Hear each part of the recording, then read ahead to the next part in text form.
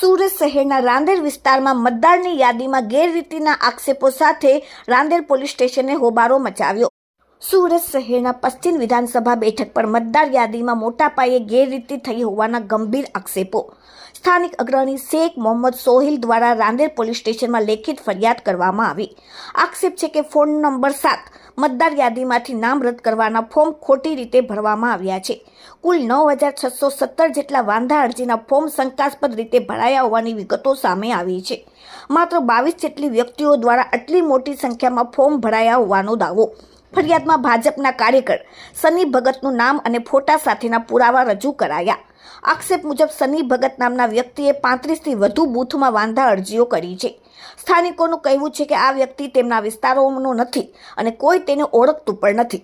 ખોટા એફિડેવિટ અને વાંધા અરજી કરનારાઓ સામે 1 વર્ષની સજાની માંગ કરવામાં આવી। રાંદેર વિસ્તારમાં રહેતા સ્થાનિક મતદાતાઓ, મહિલા અને પુરુષો દ્વારા ખોટી રીતે વાંધા અરજી કરનાર સામે કડક કાર્યવાહી કરવાની માંગ કરવામાં આવી।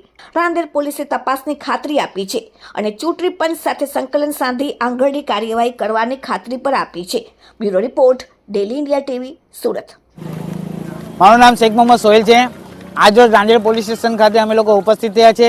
રાંદેર વિસ્તારની અંદર એટલે 167 સુરત પશ્ચિમ વિધાનસભાની અંદર 9617 જેટલા ફોર્મ જે વાંધા અરજીના 7 નંબરના ભરાયા છે તેના માટે અમે લોકો ફરિયાદ કરવા માટે રાંદેર પોલીસ સ્ટેશન આવ્યા છે।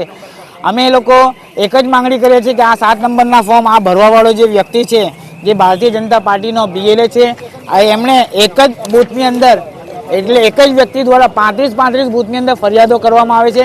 એટલે કે એની તપાસ કરવામાં આવે અને જો ખોટી રીતે ફોર્મ ભરવામાં આવેલો હોય તો જ્યુડિશિયલ જે કંઈ કાર્યવાહી કરવાની હોય એની સામે ગુનો નોંધવામાં આવે અને ગુનો નોંધીને તપાસ કરીને આની ઉપર જેટલા લોકો ષડયંત્રમાં સામેલ છે એ લોકોની તપાસ કરવામાં આવે।